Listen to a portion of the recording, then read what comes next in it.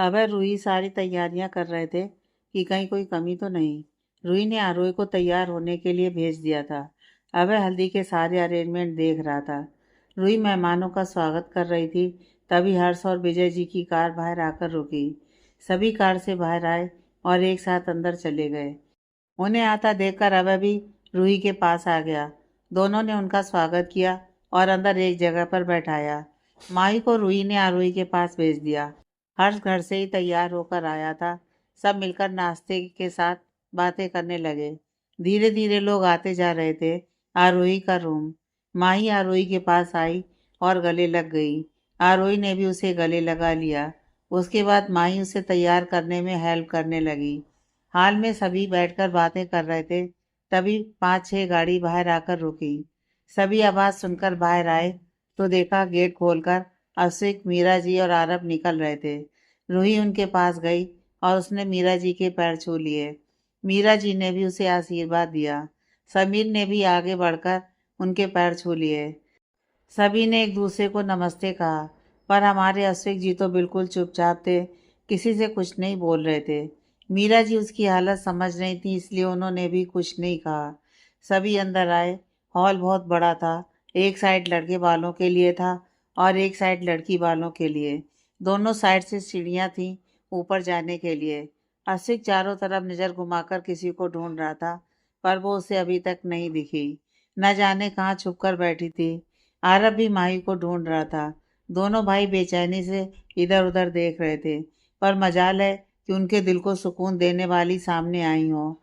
सभी आ चुके थे तो अभय ने रूही से कहकर आरोही को बुलाने के लिए कहा। रूही हाँ में सिर हिलाकर ऊपर वाले फ्लोर की तरफ चली गई। अश्विक रूही को जाते हुए देख रहा था। रूही ऊपर रूम में आई। उसने आरोही को देखा और मुस्कुराकर उसके कान के पीछे काजल लगा दिया। फिर माही और रूही उसे लेकर नीचे जाने लगी। पायल की आवाज से अश्विक ने नजर उठाकर ऊपर देखा तो देखता ही रह गया। सामने से आरोही आ रही थी और वो आज बहुत सुंदर लग रही थी। उसने पीले रंग का लहंगा पहन रखा जिसमें पिंक कलर के फूल थे और उसके ऊपर पिंक कलर का दुपट्टा ले रखा था। माथे पर बिंदी, होठों पर हल्की गुलाबी लिपस्टिक, पैरों में पायल, हाथों में गुलाबी और पीले रंग की चूड़ियाँ। आरब भी कहाँ पीछे था। उसने भी जब माही को देखा तो देखता ही रह गया। माही ने भी पीले रंग का लहंगा पहन रखा था जिसके ऊपर उसने गुलाबी रंग का दुपट्टा ले रखा था। आरब उसे ऐसे देख रहा था जैसे न जाने कितने समय से उसने माही को देखा ही नहीं। वो तीनों चलकर सभी के पास आईं। आरोही ने अपनी नजरें झुका रखी थी।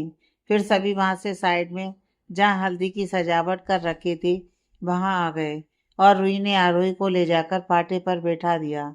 लड़का और लड़की दोनों के बीच में पर्दे लगा रखे थे। आरब ने देखा कि पर्दों के दोनों तरफ दो दो पाटे रख रखे थे। वो उन्हें देखकर कंफ्यूज हो गया। अश्विक को ये सब देखकर दिल में बहुत दर्द हो रहा था। वो आरोही से बात करना चाहता था, पर यहाँ सबके सामने वो कर भी नहीं सकता था। आरब मीरा जी के पास आया। उसने उनसे कहा, मम, ये दोनों तरफ दो दो पाटे क्यों हैं? मीरा जी ने उसकी बात सुनकर मुस्कुराकर कहा, अभी पता चल जाएगा। आरब अपने कंधे उचकाकर वहां से समीर के पास चला गया। आरब और समीर ने एक दूसरे को इशारों में कुछ कहा और दोनों अश्विक के एक एक साइड जाकर खड़े हो गए और उसका हाथ पकड़ लिया।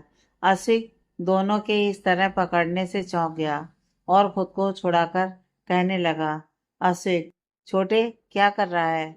छोड़ ना। आरब, अरे भाई चलिए ना, आपके लिए सरप्राइज है। कहकर आरब ने समीर को कुछ इशारा किया तो समीर ने अश्विक का हाथ पकड़ लिया और आरब ने अपनी जेब से एक कपड़ा निकालकर अश्विक की आंखों पर बांध दिया। अश्विक, ये क्या कर रहा है तू? खोल इसे। कहकर वो समीर से अपने हाथ छुड़ाकर उसे खोलने लगा तो आरब ने कहा, भाई खबरदार, जो आपने इसे खोला। फिर उसके कान के करीब आकर, आपको भाभी की कसम। आरब के इतना कहते अश्विक ने अपने हाथ नीचे कर लिए। उसके बाद आरब और समीर ने उसे ले जाकर आरोही के बगल में पर्दे के दूसरे साइड पाटे पर बिठा दिया। फिर दोनों उससे दूर होकर खड़े हो गए। तब आरब ने कहा, भाई अब आप खोल सकते हैं। आरब की बात सुनकर अश्विक ने अपनी आंखों से कपड़ा हटा दिया। उसने खुद को पाटे पर बैठे देखा तो वो चौंक गया। उसने अपनी बगल में जहाँ आरोही बैठी है वहां देखा तो उसे और ज्यादा हैरानी के साथ शौक भी लगा। उसने सवालिया नजरों से आरब की तरफ देखा। तब मीरा जी ने उसके पास आकर कटोरे में से थोड़ी सी हल्दी लगाकर उसे कहा, हल्दी बहुत बहुत मुबारक हो आंसू। मीरा जी की बात सुनकर तो मानो अस्विक को झटका लगा। आरब भी उसके पास आया और उसने उसे हल्दी लगाई और अस्विक की नाक पर थोड़ी सी हल्दी लगाकर वो बोला, अब ऐसे एक्सप्रेशन देना बंद कीजिए, आज आपकी और आरोही जी की हल्दी है। आरब की बात सुनकर अस्विक ने उम्मीद भरी नजरों से उसे देखा तो आरब ने कहा, हाँ भाई, आप सही समझ रहे हैं, आरोही जी की शादी आपसे ही हो रही है। आरब की बात सुनकर तो मानो अस्विक की खुशी का कोई ठिकाना ही नहीं रहा। उसने मुस्कुराकर सभी की तरफ देखा, फिर मीरा जी की तरफ, जिन्होंने पलकें झपकाकर उसे हाँ कहा। फिर उसने आरोही की तरफ देखा तो वो अभी भी सामने देख रही थी। आरोही को देखकर अस्विक की मुस्कान गायब हो गई। उसे याद आया कि उसने कल रात गुस्से में आरोही को क्या कुछ नहीं कहा। उसे उसके ऊपर एक बार विश्वास करना चाहिए था। यहाँ तक कि उसने उसके कैरेक्टर पर भी उंगली उठा दी थी। अब अस्विक को अफसोस हो रहा था अपनी कही बातों का। उसने तय किया कि वो आरोही से बात करेगा और उससे माफ़ी मांगेगा। अस्विक ने आरब से पूछा, और ये सब अचानक कैसे? मीरा जी, वो सब बाद में, पहले हल्दी लगवा ले, क्योंकि अभी आरोही को भी हल्दी लगेगी। मीरा जी की बात सुनकर उसने हाँ में सिर हिला दिया।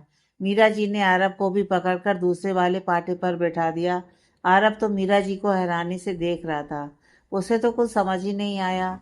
इधर रूही ने भी माही को दूसरे पाटे पर बिठा दिया।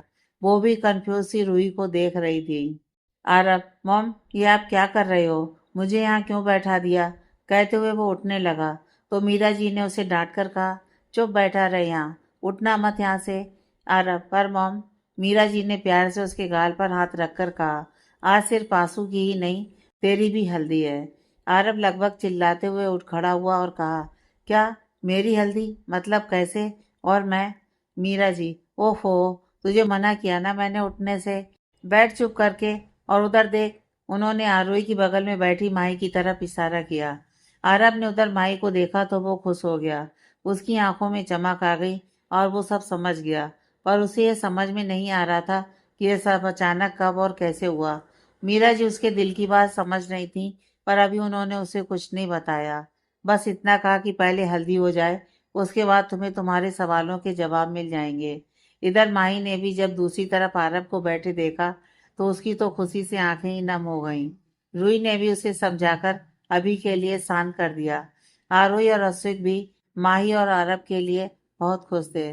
फिर सभी ने आगे बढ़कर अस्विक और आरब को हल्दी लगाई। हर्ष ने भी अस्विक को हल्दी लगाते हुए कहा, मैं तुम्हें अपनी सबसे अच्छी दोस्त सौंप रहा हूँ, इसलिए कभी भी उसकी आंखों में आंसू मत आने देना, वरना अभी तो मैं पीछे हट गया, बाद में नहीं हटूंगा। हर्ष की बात सुनकर अस्विक ने मुस्कुराकर कहा, तुम चिंता मत करो, मैं ऐसा मौका तुम्हें नहीं दूंगा। हर्ष भी अस्विक की बात सुनकर मुस्कुराकर वहां से चला गया। उसके बाद वो आरब के पास आया और उसे भी माई का अच्छे से ख्याल रखने के लिए कहा। बदले में आरब ने भी मुस्कुराकर उससे वादा किया कि वो माही का बहुत अच्छे से ध्यान रखेगा। अस्विक और आरब की हल्दी होने के बाद वो हल्दी आरोही और माही को लगाई गई। आरोही तो चुपचाप बैठी थी, जैसे वो वहां हो ही नहीं। अस्विक आरोही को ही देख रहा था, कैसे वो झूठी मुस्कान लिए उसे इग्नोर कर रही थी। उसे आरोही के लिए बुरा लग रहा था और खुद पर गुस्सा आ रहा था कि क्यों उसने उस पर विश्वास नहीं किया। प्यार तो कर लिया पर अपने प्यार पर विश्वास नहीं कर पाया कि वो उसे धोखा नहीं दे सकती। अगर धोखा देना ही होता तो वो उसके लिए कल इतना सब नहीं करती।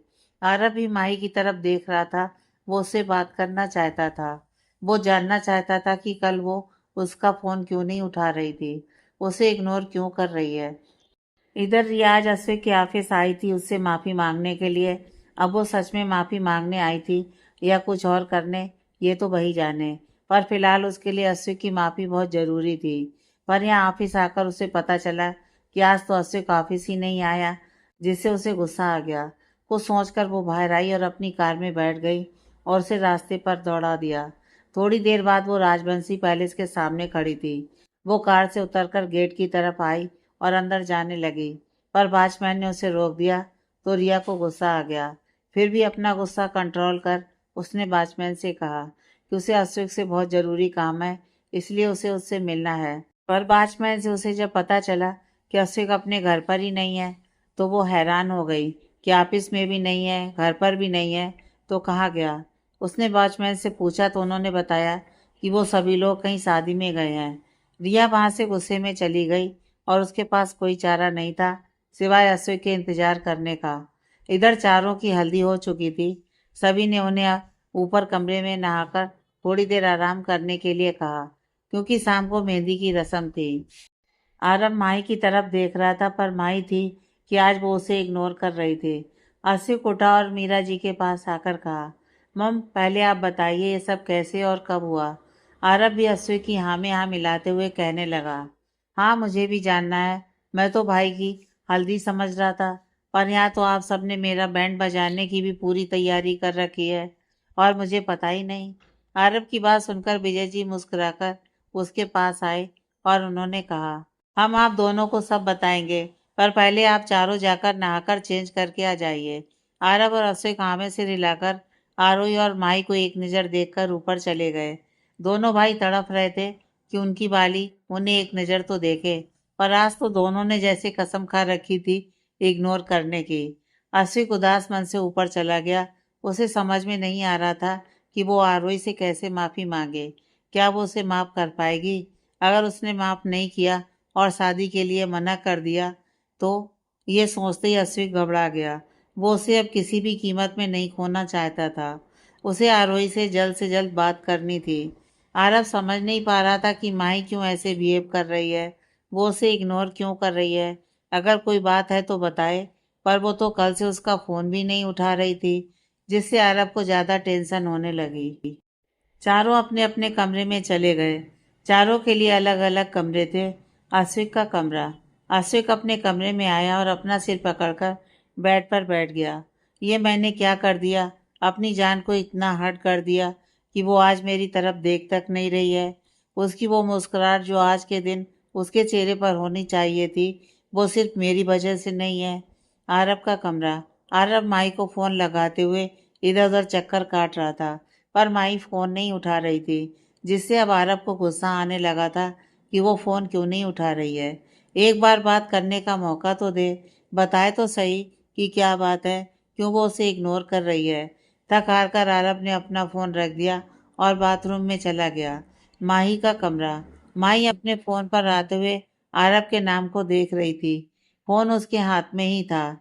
जब तक कॉल आकर बंद नहीं हो गई, वो उसे एकटक देख रही थी। फिर उठकर बाथरूम में चली गई। आरोही का कमरा। आरोही बिना किसी भाव के अपने कपड़े लेकर बाथरूम में चली गई। उसके दिमाग में बार बार अश्विक की बातें गूंज रही थीं, जिन्हें वो चाहकर भी नहीं भूल पा रही थी। वो जानती थी कि कल अश्विक उससे गुस्सा था और उसने खुद को तैयार भी कर लिया था कि वो समझा देगी अश्विक को, संभाल लेगी बात को। पर उसने ये नहीं सोचा था कि अश्विक अपने गुस्से में उसके प्यार को भी गाली दे देगा और उसके कैरेक्टर पर ही सवाल उठाने लग जाएगा।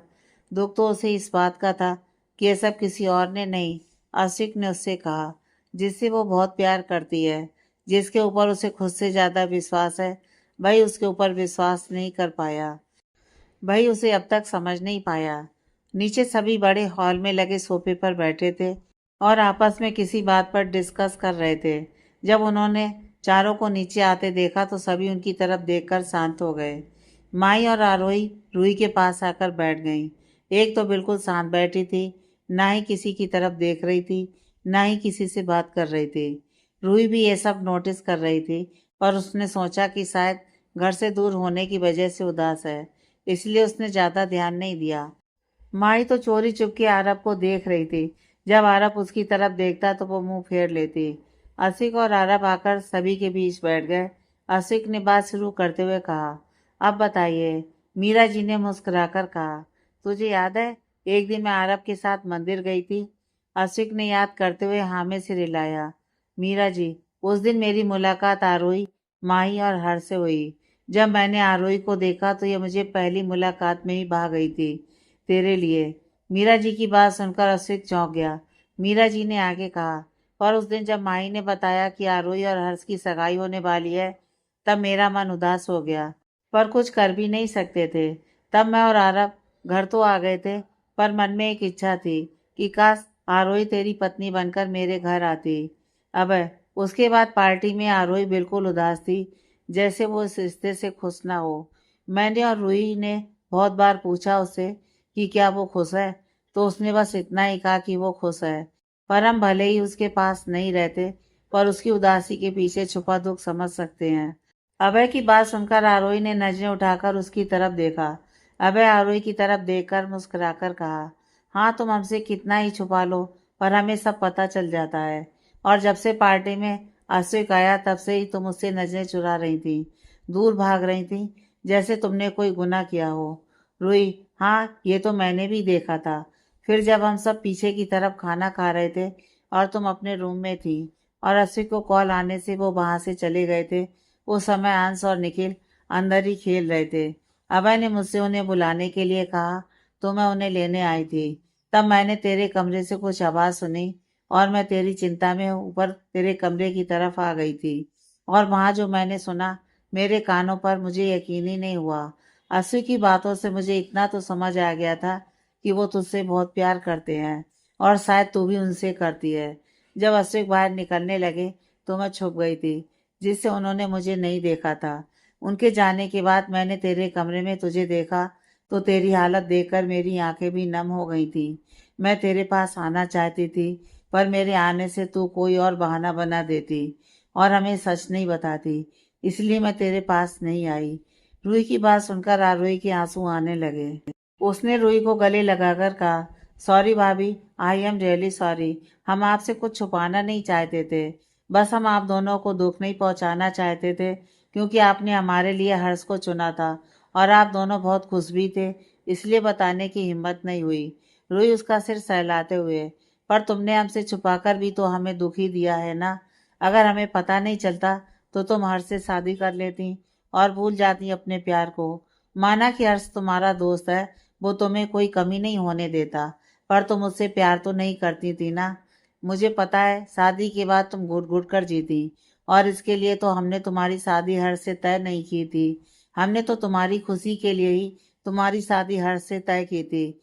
अगर हमें शादी के बाद पता चलता कि तुम हर्ष से नहीं अश्विक से प्यार करती हो, तो हमें जो दुख वो होता, पर हम अंकल आंटी से भी नजरें नहीं मिला पाते।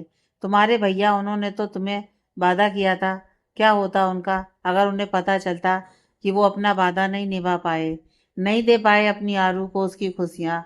आरोही रोते हुए, नहीं भाभी, ऐसा नहीं है। आप दोनों के होते हुए हमें माँ पापा की कमी कभी महसूस नहीं हुई।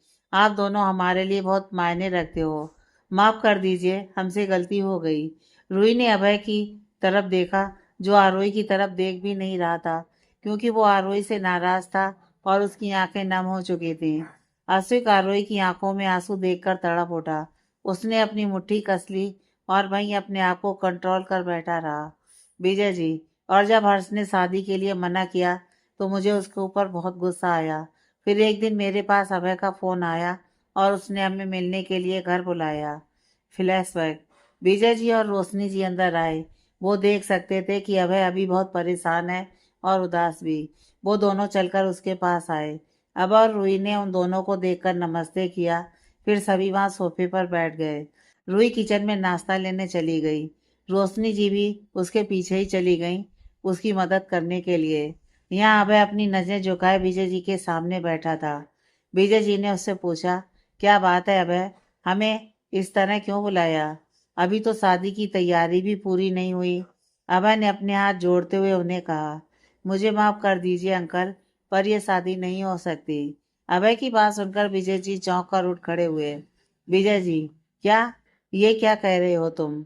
अभय, हाँ अंकल, मुझे लगा था कि आरोही और हर्ष बचपन के दोस्त हैं, तो दोनों एक दूसरे के लिए बिल्कुल सही हैं और शादी के बाद दोनों खुश रहेंगे। पर मुझे नहीं पता था कि उसकी खुशी हर्ष के साथ नहीं, किसी और के साथ है। विजय जी अभय की बात बहुत गंभीर होकर सुन रहे थे। हालांकि उन्हें गुस्सा आया था और बुरा भी लगा था, पर आरोही उनके लिए भी उनकी बेटी जैसी ही थी और उन्होंने भी उसे जिंदगी से लड़ते हुए देखा था। वो जानते थे कि उसने इतनी उम्र में कितना कुछ सहा था, और फिर घर पर हर्ष भी उनसे शादी के लिए इनकार कर चुका था। पर फिर भी उन्होंने भी आरोही को अपनी बहू बनाने के सपने देखे थे, तो बुरा लगना और गुस्सा आना लाजमी था। विजय जी, अगर ऐसी बात थी तो तुमने ये सब रिश्ता तय करने से पहले क्यों नहीं सोचा? अबे, मुझे तब पता नहीं था, मुझे कल ही पता चला। देखिए, हर्ष बहुत अच्छा लड़का है और वो मेरी आरू के लिए मेरी पहली पसंद भी था। पर मैंने आरोही के माँ पापा से वादा किया था कि मैं उसे कभी कोई परेशानी नहीं होने दूंगा और उसकी खुशी का हमेशा ध्यान रखूंगा। जब मुझे पता चला कि आरोही हर्ष को नहीं किसी और को चाहती है तो मुझे गुस्सा आ गया था। पर फिर जब शांति से इस बारे में सोचा तो आपसे बात करना मुझे सही लगा। विजय जी, क्या आरोही ने तुम्हें बताया कि वो किसी और को चाहती है? अबे, नहीं, उसने तो अभी तक मुझे कुछ कहा ही नहीं। वो तो पागल अभी तक मेरे फैसले को अपनी किस्मत मानकर उस पर चल रही है। विजय जी, तो फिर तुम्हें कैसे पता चला कि वो किसी और को चाहती है? और तुम इतने यकीन से कैसे कह सकते हो ये सब? उससे बिना बात किए तुमने हमें यहाँ बुलाया और रिश्ता तोड़ने की बात कर रहे हो सकता है कि ऐसा कुछ हो ही नहीं। अबे, आप सच मानिए अंकल, अगर ऐसा होता तो मैं आपको नहीं बुलाता। सब कुछ अच्छे से पता करके ही आपको बुलाया है। पार्टी में मैंने और रूही ने आरू को देखा था। फिर रूही ने भी मुझे बताया था कि आरू हर से शादी सिर्फ हमारे लिए कर रही है। प्लीज अंकल, अगर आप गुस्सा हैं या नाराज हैं या आपको बुरा लगा है तो मैं आपसे माफ़ी मांगता हूँ। आप हमसे बड़े हैं। एक आप और आंटी ही तो हैं हमारे पास जिनसे हम सब कुछ शेयर कर सकते हैं। जानता हूँ कि गलती मेरी है, मुझे इतनी जल्दीबाजी नहीं करनी चाहिए थी। विजय जी, हाँ, गुस्सा तो मैं हूँ और बुरा भी लगा है क्योंकि आरोही मेरी बेटी जैसी है। बचपन से ही उसे हमने देखा है और मैं भी रोशनी जी की तरह आरोही को अपनी बहू बनाने के सपने देख रहा था। पर तुम्हारी बात सुनकर मुझे भी लगा कि जो आरोही के लिए सही है वही हो। और तुम्हें एक बात बताऊं? अभय ने हाँ में सिर हिलाया। विजय जी, मैंने पार्टी में देखा था आरोही को। असु के आने के बाद से ही वो घबरा गई थी। मुझे लगता है उन दोनों के बीच में कुछ है। तो अगर तुम अब किसी और से उसकी शादी कराने वाले हो तो रहने दो। असिक से अच्छा उसके लिए कोई नहीं लगा मुझे। जानता हूँ कि मेरे मुंह से ही ये सब अजीब लग रहा होगा कि अपने बेटे की शादी टूटने के दुख से ज्यादा कोई और अच्छा लग रहा है। पर ये मैं हर्ष का पिता होने के नाते नहीं कह रहा, आरोही का पापा का दोस्त होने के नाते कह रहा हूँ। आरोही मेरी बेटी जैसी है। अगर वो हमारे घर आती तो मुझे बहुत खुशी होती। पर शायद किस्मत को कुछ और ही मंजूर है। मैंने भी अपने दोस्त से वादा किया था कि उसके पीछे से मैं आरोही का ध्यान रखूंगा। पर शायद मैं उसमें फेल हो गया। अभय ने विजय जी की बात सुनकर चौंक कर उनकी तरफ देखा और कहा, आपने भी, मैंने भी पार्टी में ही ये महसूस किया कि आरू और अश्विक के बीच कुछ है। इसलिए मैं आरू की शादी अश्विक से ही कराना चाहता हूँ। मुझे माफ कर दीजिए अंकल, हर्ष के लिए मुझे बुरा लग रहा है। विजय जी ने अभय के हाथ पकड़ लिया और कहा, कोई बात नहीं। सच कहूँ तो मैं खुद तुमसे इस बारे में बात करने आ रहा था, पर तुम्हारी बात सुनकर मुझे थोड़ा गुस्सा आ गया था। अभय ने हैरानी से उनकी तरफ देखा, जिसे देखकर विजय जी मुस्कुराकर रह गए। किचन के गेट पर खड़े रूही और रोशनी जी ने जब यह सुना तो रोशनी जी की आंखों में आंसू आ गए। पर रूही ने उन्हें संभाल लिया और उनसे माफी भी मांगी। रोशनी जी भी आरोही को उतना ही प्यार करती थी जितना वो माही को करती थी। पर बेटे का मुंह का क्या करें, उसके लिए तो उन्हें बहुत बुरा लग रहा था। आखिर वो एक माँ थी। अपने बेटे के लिए उन्होंने आरोही को ही हमेशा से चुना था। कैसे वो घर पर भाग भाग कर सारी तैयारियां देख रहे थे और कहाँ, यहाँ आते ही उनके सारे अरमान धरे के धरे रह गए। रोशनी जी, आप सभी को आरोही की पड़ी है। मानती हूँ उसने बहुत कुछ सहा है और ना ही मैं उसे गलत कह रही हूँ। पर मेरे बेटे का क्या, उसके अरमान, उसका क्या, उसकी चिंता किसी को नहीं है। मैं भैया के साथ हूँ माँ, कहते हुए हर्ष अंदर आया। वो आकर रोशनी जी के सामने खड़ा हो गया और उसने उनका हाथ पकड़ते हुए कहा, अबे भैया जो कह रहे हैं वो सही है, मैं उनके साथ हूँ। मानता हूँ कि मैं आरू से बहुत प्यार करता हूँ, पर सिर्फ दोस्ती वाला। मैंने कभी उसे उस नज़र से नहीं देखा। वो मेरे लिए हमेशा से ही मेरी सबसे अच्छी दोस्ती रही है और मैं चाहता था कि हम हमेशा बहुत अच्छे दोस्त बनकर ही रहें। पर जब अभय भैया ने मुझसे पूछा कि क्या मैं आरोही से शादी करूँगा तो मैं शौक हो गया, क्योंकि मैंने ऐसा कभी सोचा ही नहीं था। मुझे उस समय समझ नहीं आ रहा था कि मैं क्या कहूँ और मेरी चुप्पी को भैया ने हाँ समझ लिया। मैं ये नहीं कहूँगा कि मैं आरू से प्यार नहीं करता हूँ, बहुत प्यार करता हूँ उसे और हमेशा करूँगा। पर शादी के लिए उसके लिए अश्विक ही सही है। रोशनी जी, पर बेटा हर्ष, मम आपको मेरी चिंता है ना कि मुझे बुरा लग रहा होगा। पर सच कहूँ तो मुझे बुरा नहीं लग रहा, क्योंकि मैंने कभी आरू से प्यार नहीं किया है। हम दोनों बहुत अच्छे दोस्त हैं और मैं हमेशा उसका दोस्त ही रहना चाहता हूँ, क्योंकि लाइफ पार्टनर चाहे कितना ही अच्छा हो पर कभी दोस्त की जगह नहीं ले सकता। दोस्ती में कोई पाबंदियां नहीं होती और लाइफ पार्टनर से हमें बातें शेयर करने से पहले सोचना पड़ता है। और मैं नहीं चाहता कि मेरी आरू को मुझसे अपना दुख बांटने से पहले सोचना पड़े। और सच कहूँ, शायद शादी के बाद हम कभी दोस्ती से आगे नहीं बढ़ पाते। रोशनी जी की हर्ष की बात सुनकर आंखें नम हो गईं। अभय भी हर्ष की बात सुनकर उठकर उसके पास आया और उसे गले लगा लिया। विजय जी ने भी उसकी पीठ थपथपा दी। Flashback and. अभय की बात सुनकर आरोही ने हर्ष की तरफ देखा, जो मुस्कुराते हुए उसकी तरफ ही देख रहा था। आरोही को उसके लिए बुरा लग रहा था। वो उसका बहुत अच्छा दोस्त था। वो हमेशा से उसके लिए खड़ा रहा है। चाहे कोई भी परेशानी क्यों ना हो, वो हमेशा उसके साथ होता था। अभय ने आगे कहा, उसके बाद हम सभी को बस एक ही काम करना था, मीरा जी से बात। फिर मैंने इन्हें फ़ोन किया और सब बताया। मीरा जी, हाँ, और तब मैं बहुत खुश हो गई थी, क्योंकि मैं तो हमेशा से यही चाहती थी। मैंने भी तुम दोनों को पार्टी में नोटिस किया था। मैं इस बारे में अशोक से बात करना चाहती थी, पर मैंने इसलिए बात नहीं की। क्या पता मेरी बात करने से मैं मेरे बेटे के दुख का कारण ना बन जाऊं। रूही। उसके बाद हम सब ने प्लान बनाया कि आरोही कैसे अपने प्यार का इजहार अशोक से करे, क्योंकि जब तक आरू कुछ नहीं बोलती तब तक हम भी कुछ नहीं कर सकते थे। अगर हम कुछ करते तो ये हमसे 100 सवाल पूछती, जिसके जवाब हमारे पास नहीं थे। पर तुम थी कि इतनी पत्थर दिल, तुम्हें पता था कि तुम अशोक से प्यार करती हो, फिर भी तुम हमारी खुशी के लिए अपनी खुशी कुर्बान करने चली थी। कहते हुए रूही ने आरोही से मुंह फेर लिया। अबे हाँ, वो तो ये एक दिन सड़क पर बैठे रो रही थी, जब मैं उधर से घर ही जा रहा था और मैंने इसे देखा। उसके बाद मैंने सोचा कि जब तक हम इसे सच नहीं बताएंगे ये आगे नहीं बढ़ेगी, इसलिए मैंने हर्ष को भी फ़ोन करके बुला लिया था। फिर हम दोनों ने इसे सच बताया और समझाया, तब जाकर ये मानी और अगले ही दिन इसने तुमसे अपने दिल की बात कह दी। रोई। हाँ, उसका आइडिया भी मेरा था, वरना ये तो तब भी कुछ नहीं बोलती।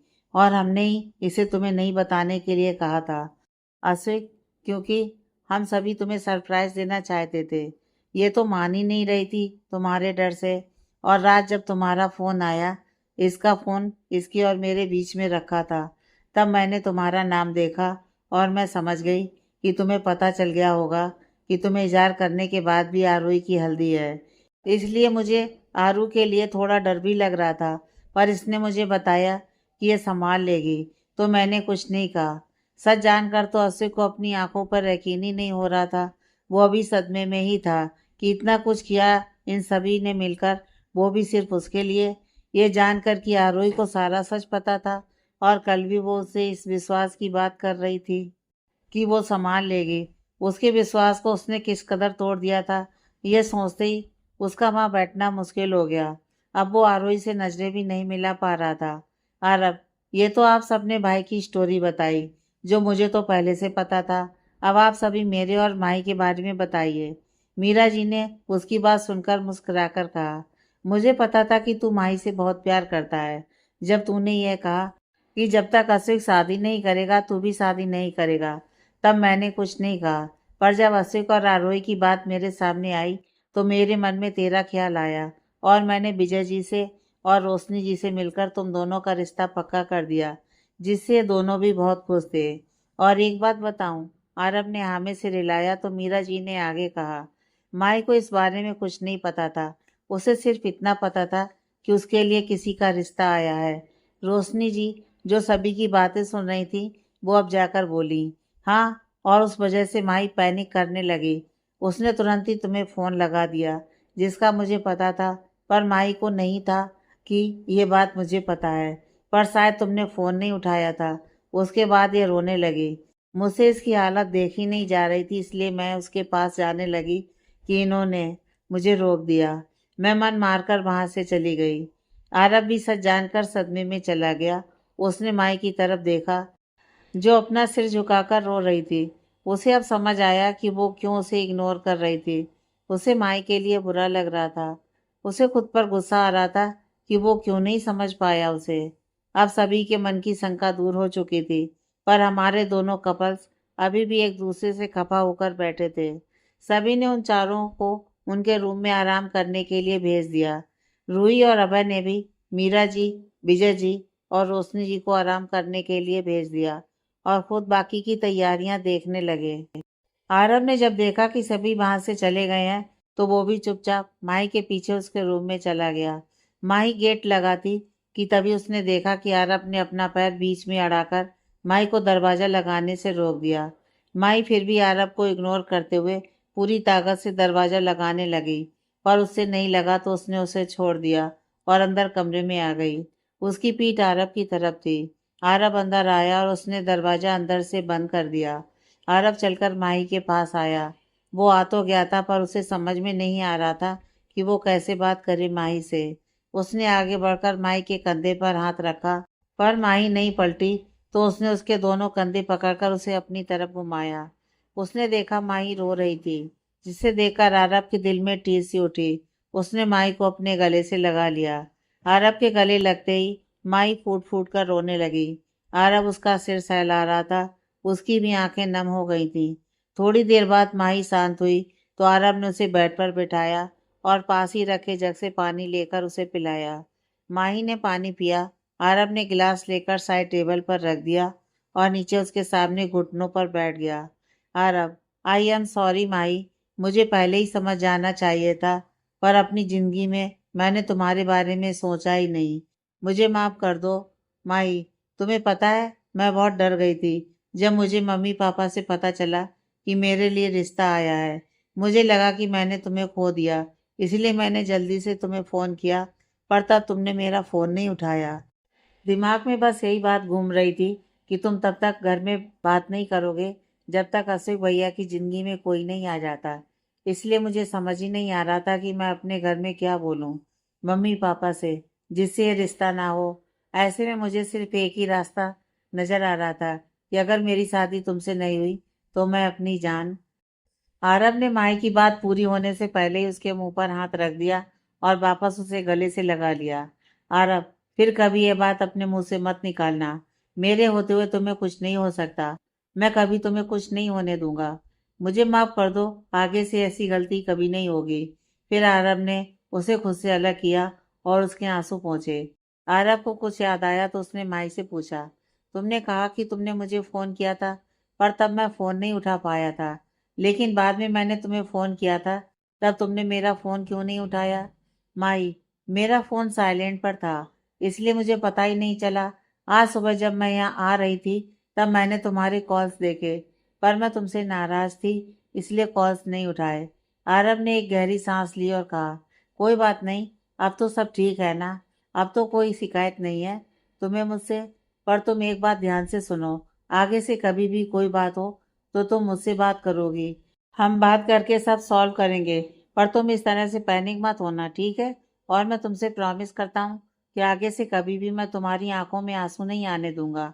यह फर्स्ट और लास्ट टाइम था। अब मुस्कुराकर दिखाओ। सुबह से तुम्हारी स्माइल नहीं देखी मैंने। आरव की बात पर माई हल्के से मुस्कुरा दी। आरव ने आगे बढ़कर उसके माथे को चूम लिया, जिसके एहसास से माई की आंखें बंद हो गईं। इधर अश्विक अपने कमरे में चक्कर काट रहा था।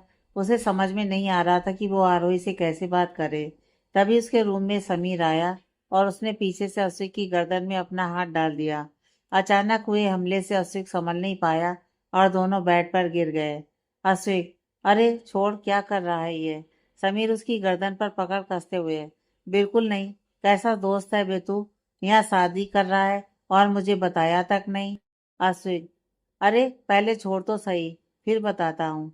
आंसू के इतना कहने पर समीर ने उसे छोड़ दिया और बेड पर सीधा होकर बैठ गया। समीर, अब बता। आसिफ अपनी गर्दन सहलाते हुए, क्या बताता तुझे? मुझे खुद ही नहीं पता था कि यहाँ मेरी शादी की तैयारियां हो रही हैं। समीर, वो मुझे मीरा आंटी ने बताया कि सुबह ही तुझे पता चला। आसिफ, जब पता है तो फिर क्यों मुंह फुला रखा है? समीर, जब तुझे पता चल गया था कि यहाँ तेरी शादी की तैयारियां हो रही हैं, तब भी तुझे मेरी याद नहीं आई कि मेरा इकलौता दोस्त भी है उसे भी अपनी इस खुशी में शामिल होने का मौका दे दूं। अश्विक, अबे यार पूछ मत। सुबह पहले इतना बड़ा झटका दिया सभी ने मिलकर, फिर सच्चाई जानकर अभी तक सदमे में हूं मैं। ऐसे में मैं कैसे तुझे याद करता। समीर, तो सदमे से बाहर आ जा। यकीन कर ले तेरी शादी हो रही है, वो भी उसी से जिससे तू शादी करना चाहता था। अश्विक, यार यकीन है, खुश भी हूँ कि मेरी शादी उसी से हो रही है, पर समीर, पर क्या अब क्या टेंशन है। समीर की बात सुनकर अश्विक ने एक नज़र उसे देखा, फिर कहा, आरोही नाराज है यार, वो बात नहीं कर रही है। समीर, है क्यों। अश्विक एक गहरी सांस ली, फिर कुछ समीर को बता दिया कि कैसे आरोही के प्रपोजल के बाद उसे उसकी शादी की खबर मिली और उसने गुस्से में उसे क्या क्या कहा। समीर अश्विक की बात सुनकर चौंक गया। समीर, ये क्या किया तूने। बिना सोचे समझे अपने गुस्से में उस बेचारी का दिल तोड़ दिया और अपने पैरों पर कुल्हाड़ी मार ली। तू पागल पागल हो जाता है क्या गुस्से में। अश्विक, यार हो गई गलती। उस समय मैं गुस्से में था।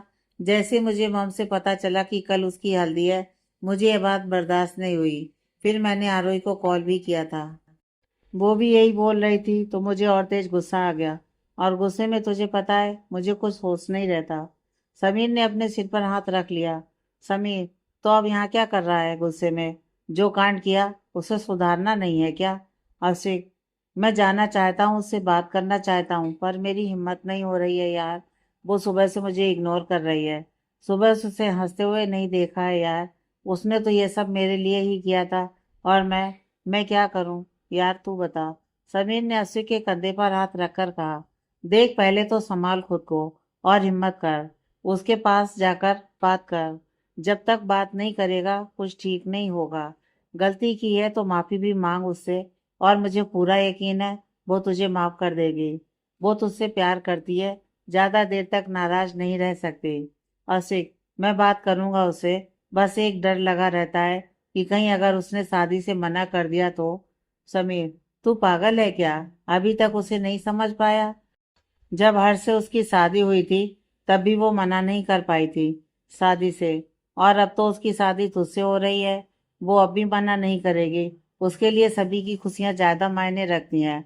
उसे पता है कि सभी ने मिलकर कितनी मेहनत की है तुम दोनों को मिलाने की, तब जाकर तुम यहाँ हो। वो ऐसे ही सबकी मेहनत को खराब नहीं करेगी। तू जाकर उससे बात कर। अश्विक, तू सही बोल रहा है, वो ऐसा कुछ नहीं करेगी, और मैं उसे मना लूंगा जल्दी ही, चाहे उसके लिए मुझे कुछ भी करना पड़े। समीर, हाँ चल तू बैठ कर सोच, मैं जाता हूँ।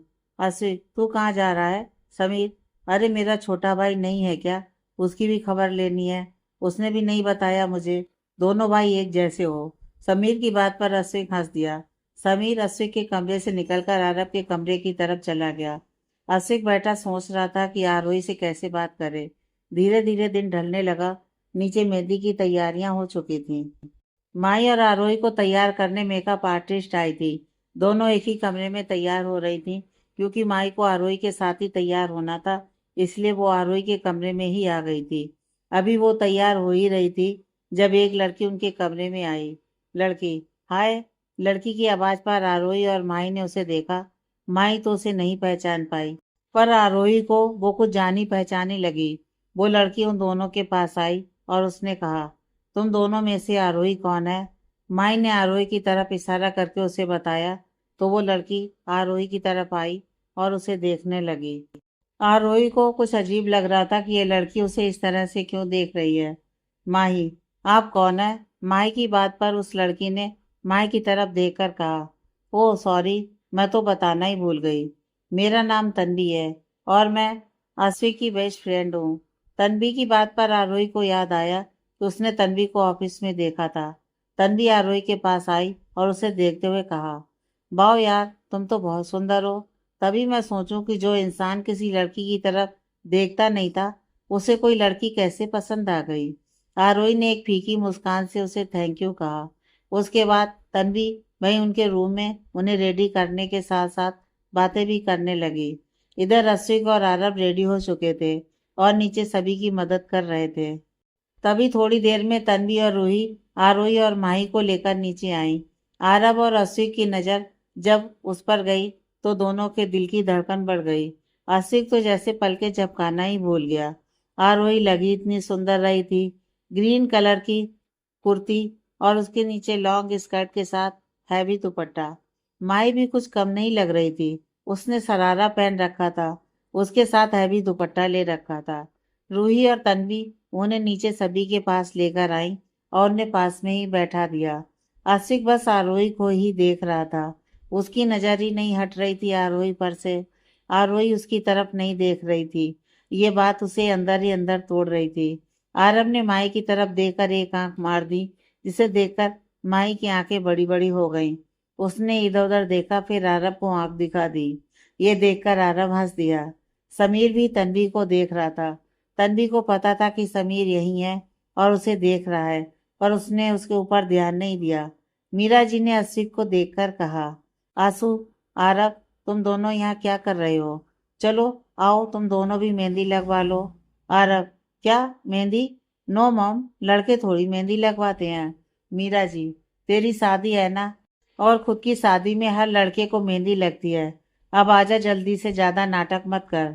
आरब, यार मॉम नहीं, मुझे नहीं लगानी। मीरा जी, आंसू तू आजा, ये तो ऐसे ही नाटक करता है। आशिक, मॉम वो। मीरा जी, क्या अब ये मत कहना कि तुझे भी मेहंदी नहीं लगवानी। क्या करूं मैं तुम दोनों का? आ जाओ जल्दी, चलो, एक नहीं सुनूंगी मैं तुम्हारी आज। आशिक और आरब ने एक दूसरे की तरफ देखा, फिर दोनों नजर झुकाकर मीरा जी के पास आ गए। उन दोनों की हालत देखकर समीर को खूब हंसी आ रही थी। आशिक ने उसे देखकर चिढ़ते हुए कहा, साले बहुत हंसी आ रही है ना, तेरी बारी आने दे, तब बताऊंगा तुझे। समीर, हाँ हाँ देखते हैं, फिलहाल खुद तो बच ले। गाना बजाना हो रहा था, खुशी का माहौल था, पर इस खुशी के माहौल में दो लोग उदास थे। उनका मन अपनी शादी के फंक्शन में नहीं था। आशिक बस एकटक अपना हाथ आगे करे मेहंदी लगवाते हुए आरोही को देख रहा था कि एक बार, बस एक बार वो उसकी तरफ देख ले तो उसके लिए वही काफी हो। रूही आरोही के पास आई और उससे कहा, क्या हुआ आरू, तू इतनी उदास क्यों है? आरोही ने हल्का मुस्कुराकर कहा, नहीं तो भाभी, हम उदास नहीं है, बस माँ पापा की याद आ रही थी। कहते उसने तिरछी नजरों से आशिक को देखा। रूही, अच्छा, ऐसे उदास मत हो, वो भी आज बहुत खुश होंगे और ये देखकर दुखी होंगे कि उनकी बेटी उन्हें याद करने के चक्कर में अपने शादी के फंक्शन को एंजॉय नहीं कर रही है। हाँ रूही, नहीं भाभी, ऐसा कुछ नहीं है। रूही, हाँ अच्छा दिखा तो तेरी मेहंदी। कहते हुए रूही ने आरोही के हाथ देखे। रूही, वाह आरू, तेरी मेहंदी तो बहुत सुंदर है। रूही की बात पर आरोही हल्का सा मुस्कुरा दी। वो अब किसी को भी ये नहीं दिखाना चाहती थी कि वो दुखी है, क्योंकि इसकी वजह से बाकी सब परेशान हो जाएंगे। चारों को मेहंदी लग चुकी थी, बाकी सबने भी मेहंदी लगवा ली। आशिक ने मेहंदी से अपने हाथों में बस आरोही का नाम लिखवाया और आरब बेचारा मना ही करता रह गया, और मेहंदी वाले ने उसके पूरे हाथ में मेहंदी लगा दी, जिसे देखकर उसकी शक्ल देखने लायक थी। माई को उसकी शक्ल देखकर हंसी आ रही थी, पर अभी उसने कंट्रोल कर रखा था। आशिक तो बस मौका ढूंढ रहा था आरोही से बात करने का। मेहंदी का फंक्शन खत्म हुआ। अब सभी के पेट में चूहे कूद रहे थे, पर हाथों में मेहंदी लगी हुई थी, तो खाएं कैसे? तभी अभय खाने की थाली रूही की तरफ लेकर आया और उसे खिलाने लगा। रूही के चेहरे पर प्यारी सी मुस्कान थी। इसी तरह विजय जी ने भी रोशनी जी को खिलाया। मीरा जी की ये देखकर आंखें नम हो गईं। तभी उनके सामने दो हाथ आए जिनमें खाना था। उन्होंने देखा तो आशिक और आरब थे। ये देखकर मीरा जी के चेहरे पर नम आंखों से मुस्कान आ गई। दोनों मीरा जी की दोनों साइड बैठ गए और दोनों ने मिलकर उन्हें खाना खिलाया। मीरा जी, चलो अब तुम दोनों अपनी अपनी होने वाली पत्नी को भी खिला दो। दोनों ने हामी सिर हिलाया। उसके बाद आशिक आरोही के और आरब माही के पास चला गया। अश्विक आरोही के पास खाने की प्लेट लेकर पहुंचा। उसने एक नजर आरोही को देखा, जो नजरें झुकाए बैठी थी। उसने इधर उधर देखा, फिर एक गहरी सांस लेकर उसके पास बैठ गया। उसने प्लेट से एक निवाला लेकर आरोही की तरफ बढ़ा दिया। आरोही ने चुपचाप उसके हाथ से वो निवाला खा लिया। अश्विक जानता था कि अभी सब यहीं बैठे हैं, इसलिए आरोही ने ऐसा किया है, वरना वो अगर अकेले में होते तो आरोही उसके हाथ से खाना नहीं खाते। आशिक उसे खिला रहा था, तभी उसके दूसरे हाथ पर एक बूंद आंसू की गिरी। उसने आरोही की तरफ देखा जो रो रही थी। यह देखकर आशिक ने अपनी मुट्ठी कस ली। उसने हिम्मत करके अपना हाथ आरोही के आंसू पोंछने के लिए बढ़ाया, पर वो पहुंच पाता तब तक आरोही ने खुद ही अपने आंसू पोंछ लिए। अश्विक ने अपनी आंखें बंद की और अपना हाथ पीछे ले लिया।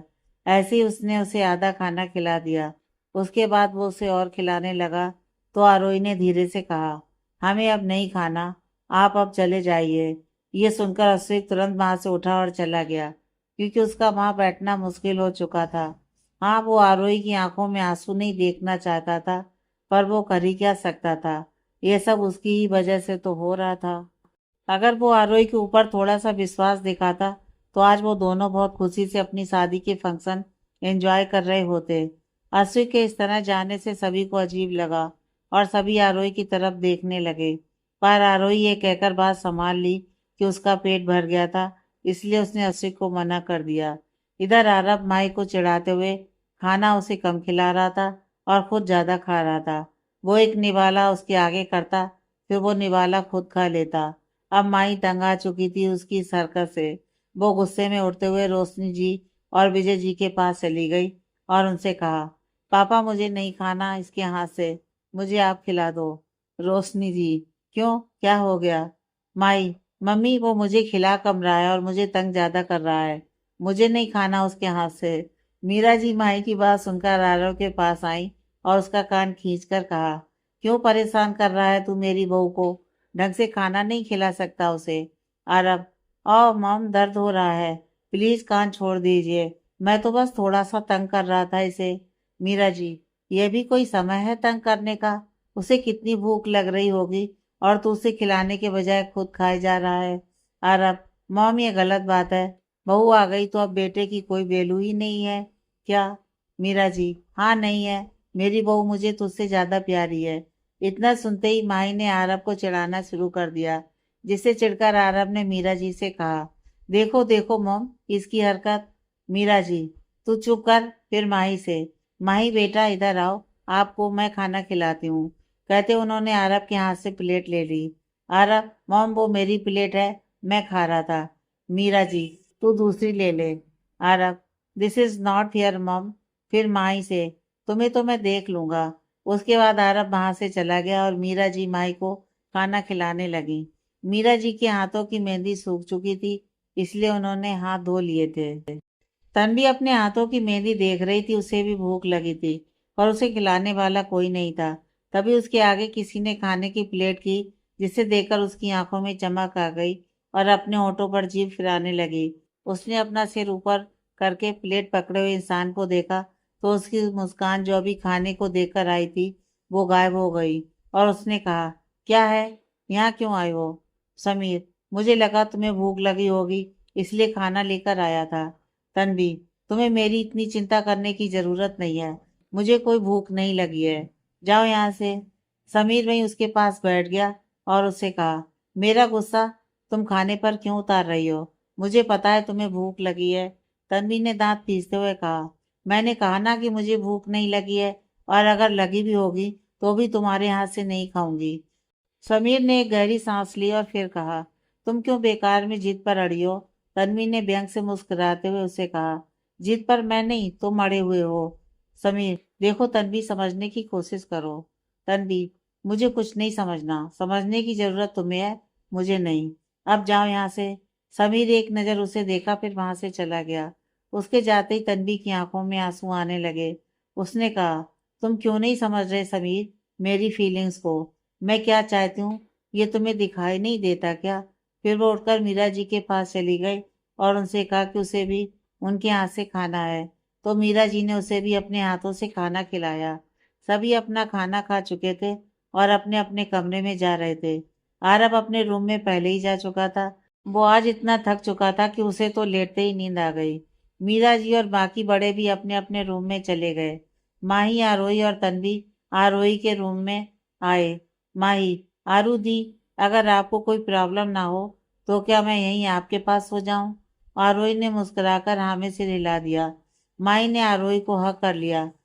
माही से अलग होकर आरोही ने तन्वी की तरफ देखकर कहा, अगर आपको भी यहाँ सोना है तो आप भी सो सकती हैं, हमें कोई दिक्कत नहीं है। तन्वी भी खुश हो गई और उसने आरोही से कहा, थैंक्स, पर मैं तुमसे नाराज हूँ। आरोही और माही ने एक दूसरे की तरफ देखा। फिर आरोही ने कहा, क्यों तन्वी, तुम मुझे आप क्यों बोल रही हो? हम तो अब दोस्त हैं ना। जैसे असिक की दोस्त हूँ वैसे ही तुम्हारी भी दोस्त हूँ, तो तुम मुझे तुम कहा करो। आरोही ने मुस्कुराकर, ठीक है, हम आपको सॉरी तुम्हें तुम ही कहेंगे। तन्वी, हाँ ये हुई ना बात। चलो चलो चेंज कर लेते हैं। आरोही ने हाँ में सिर हिलाया और फिर सबसे पहले वही चेंज करने गई। उसके बाद माई, फिर तन्वी। माई तो बेड पर पड़ते ही नींद के आगोश में चली गई। आरोही उसे देखकर मुस्कुराने लगी। तन्वी और वो भी लेट गए, पर नींद दोनों की आंखों में नहीं थी। दोनों ने एक दूसरे की तरफ देखा, फिर उठ बैठी। तन्वी, नींद नहीं आ रही? आरोही, हाँ। तन्वी, टेरिस पर चलें क्या? आरोही ने कुछ सोचते हुए हाँ में सिर हिला दिया। फिर दोनों उठी और आरोही ने माई को अच्छे से कंबल उड़ाया और लाइट बंद करके दोनों टेरिस की तरफ चल दी। इधर असिक और समीर भी टेरिस पर थे। दोनों सामने आसमान को देख रहे थे और अपनी अपनी लाइफ की प्रॉब्लम के बारे में सोच रहे थे। समीर ने असिक की तरफ देखकर पूछा, क्या हुआ, क्या सोच रहा है? आरोही मानी या नहीं? असिक, कहाँ यार, बात ही नहीं हो पाई उसे। समीर, तो तू यहाँ क्या कर रहा है? जा जाकर उससे बात करना, मना उसे। असिक, हिम्मत नहीं है यार, उसके आंसू नहीं देखे जाते। तुझे पता है कितनी मुश्किल से उसे खाना खिलाया है, वो भी उसने इसलिए मेरे हाथों से खाया क्योंकि वहां सब बैठे थे। समीर, गलती तो तेरी है। अगर तू बात नहीं करेगा तो कभी आरोही की नाराजगी खत्म नहीं कर पाएगा। असिक ने एक गहरी सांस लेकर कहा, मैं उससे बात करने की कोशिश करूंगा। अच्छा अब तू बता, तुझे क्या हुआ है? असिक की बात सुनकर समीर सकपका गया और उसने अटकते हुए कहा, क्या क्या हुआ है मुझे? मैं तो बिल्कुल ठीक हूँ। असिक, मुझसे झूठ बोलने की जरूरत नहीं है। तुझे देखकर बता सकता हूँ कि तू ठीक नहीं है। बता क्या बात है? समीर, कोई बात नहीं है यार, सच में। असिक, देख तू। अभी असिक अपनी बात पूरी करता तभी उसे किसी के कदमों की आहट सुनाई दी। उसने और समीर ने पीछे मुड़कर देखा तो उनके सामने आरोही और तन्वी खड़ी थी। आरोही ने अब जाकर अश्विक को देखा था। अश्विक भी उसे देख रहा था। आगे की कहानी नेक्स्ट पार्ट में।